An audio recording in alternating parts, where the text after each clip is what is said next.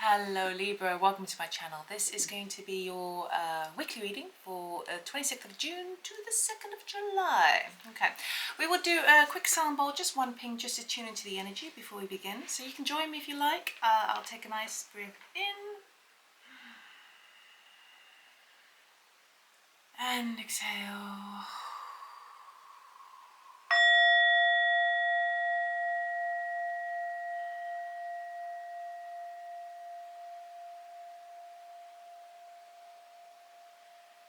Okay, Libra.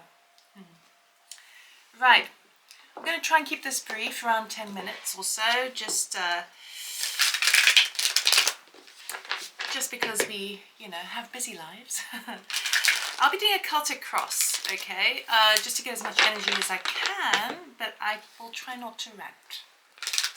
And please be mindful that this is a general reading, it's not a one-to-one reading. If you are interested more so in a one-to-one reading, I do personal readings, so you can check out my website and book directly.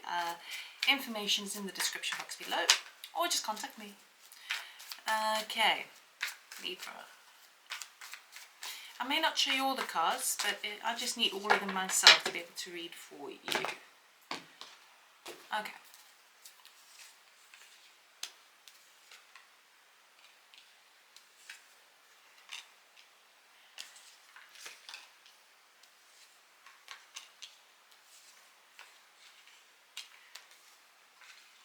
That's so funny.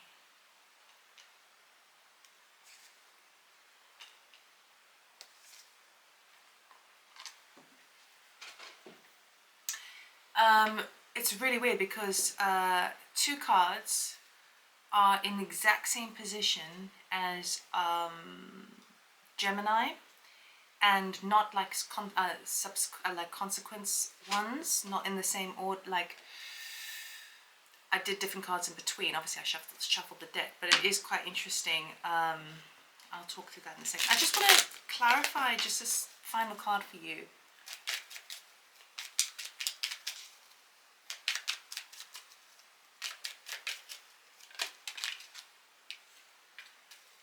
I'll cut the deck. Okay, all right.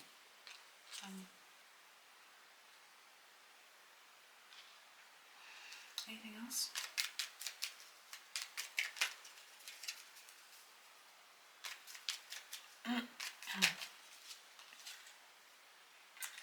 Okay, Libra.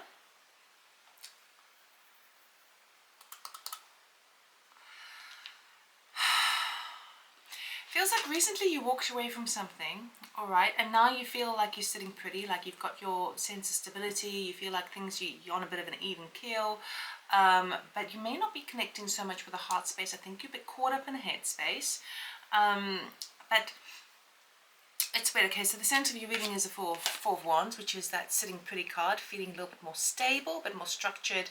Your work-life balance is really good.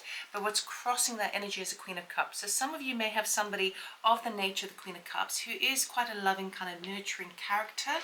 Male or female, it doesn't matter, but it's someone who's quite patiently waiting to come in and help you. But you're like, no, I'm doing my own thing here, right? For others of you, it's that cross between you feel a bit more stable, but you maybe need to follow your heart a bit more, embrace the heart space a little bit more, because in the immediate past, the Eight of Cups is here, decided to walk away from something that no longer serves them. The reason I'm saying that is because your focus at the moment is a Five of Swords. So you get to a point where if you're sitting pretty, it's like you're at a point where you don't want to deal with any time wasters. I mean, that's kind of the general energy I'm getting. I feel a lot of this is work related, but it feels to me that you've had enough of time wasters. You're not going to be dealing with it anymore, and you're going to do what serves you. All right. But the thing is, it's weird because there's this niggling feeling in your subconscious about the Seven of Swords. So there's a niggling feeling the back of your mind. It's like whatever you've left, there's something that felt quite not really quite trustworthy, and that's probably why you left, but you can't quite put your finger on it. Okay, something that was a bit veiled from you, behind the veil, a bit masked from you, a hidden agenda. And And it feels like it's connected to this. I keep getting drawn back to the Eight of Cups. I think that you left behind, because it was, even though you put all your heart and love and energy into it, you're like, it's not good enough, right? So now you've kind of upped the level, and now you're grabbing the bull by the horns. But I think it's also because there's something behind you kind of going, well, I'm not going to be taken advantage of again. I'm not going to be have the wool pulled over my eyes again. All that sort of energy, right? So it is pretty forthright, pretty strong. But as a result of leaving this thing, as a result of feeling pretty secure and pretty kind of cushy at this stage, even though you're may not be like opening the heart more, we do have the Eight of Wands coming up. So whatever you left was really, really good. And whatever you're doing is really, really paying off. Because the Eight of Wands basically says things are now heating up, things are speeding up, and now success is on the cards for you. It's coming on in, okay, achievement, all of that recognition, all of that sort of stuff. So extremely positive and potentially within the work environment, okay. I love your attitude this week because you're working hard, okay? You're juggling, you're multitasking, you've got a handle on everything, and you can balance at the same time. All right, so that's all good and well. But what I really like is that the environmental factor is the Justice card. So we'll get to the other bit in a second. Justice card is you. That's your card, Libra. You are standing pretty. You have found your internal balance, right? This is like karma given return. So it feels to me like there's a natural kind of karmic return that's coming on in. This is that represented as a success of the Eight of Wands, okay? It's like any action has a reaction to it and vice versa, or whatever you put out in the universe, you get back. And so you're on the receiving end of that for sure, because you left something that wasn't really kind of on par with the energy that you were putting into something. But the desire here is you just want to complete a project. You just want to come to the end of that road with the Ten of Wands. All right? Now, you may be feeling a little bit worn out, but trust in the process. It will come. The outcome of the week is the only thing that makes me feel a bit, sad, actually. A bit disappointing. It feels to me like you're powering through the week with this vigor, right? And this triumph and this hard work and this karmic exchange or balance that comes on in. And by the end of the week, you start to have a bit of a dip with the Three of Swords about why something didn't work out, okay, why you had to. So it feels to me like it only really hits you at the end of the week of like, this is actually really, really painful that I had to leave a situation, and it's hurting in your heart, and you're trying to maybe cut through the layers. I mean, she's cutting an onion, cutting through the layers of the onion to really kind of figure out why, get to the core of the matter, like why did it have to go there, right? Why did it have to go through that level? I've clarified those cards, and we have the Queen of Pentacles, the King of Swords, and the Emperor. So we're dealing with kind of, I would say, two people here, you and another person, most importantly. Okay, it doesn't matter which one you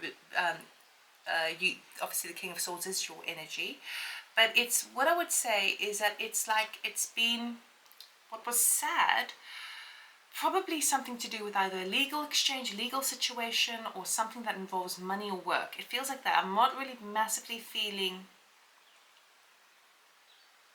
like love lost in like a real romantic setting. I mean, although it could be, but I'm sort of getting the kind of, the question of ethics, the question of moral obligations, the question of humanity, the question of give and take, those sorts of bigger energies. And what you're sad about is how you got two factors in the situation. One person is extremely resourceful and knows how to mold and blend and work and carve out exactly what that person is, represented as Queen of Pentacles, no matter what the circumstances.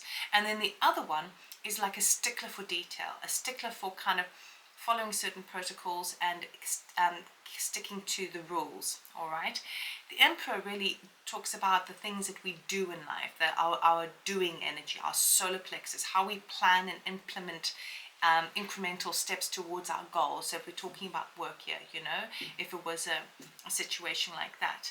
And there was something that basically I would say didn't quite see eye to eye.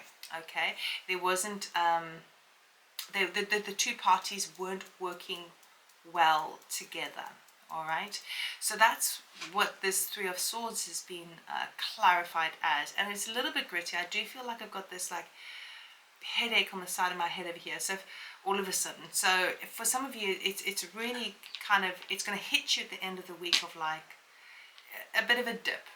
Okay, but ultimately what you've got to remember is at the moment excuse me, with that Four of Wands, it's a very strong position to be in.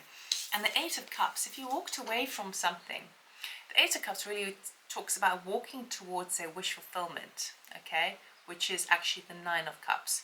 So you're doing the right thing, right? You are going to get success, you are going to get the recognition, you are going to achieve something out of it through hard work, right, and karmic return. You're close to the end, but just allow yourself to mourn the passing of something that is now over. All right, and if you can, embrace the Queen of Cups energy. Anything that moves the heart, even if it's you're impatient about that, because the heart space is like, she's quite a patient card, the Queen of Cups over there. That would be the best advice we could use this week for you. Okay, so that's all I have for you, Gemini. I really hope it helped. Sorry, Libra, my goodness. You know why? Because Gemini had the Five of Swords in that same position. They also had the Eight of Pentacles in that same position. Okay, so you could very well be dealing with a Libra, a Gemini, or have those in your chart as well, as strong placements in your astrological chart. All right, so I just want to say thank you so much for everyone who has subscribed, or liked this video, or share, comment, or whatever. I really do appreciate it. It helps to grow the channel. For the rest of you, stay strong this week. You've got this. All right, take care.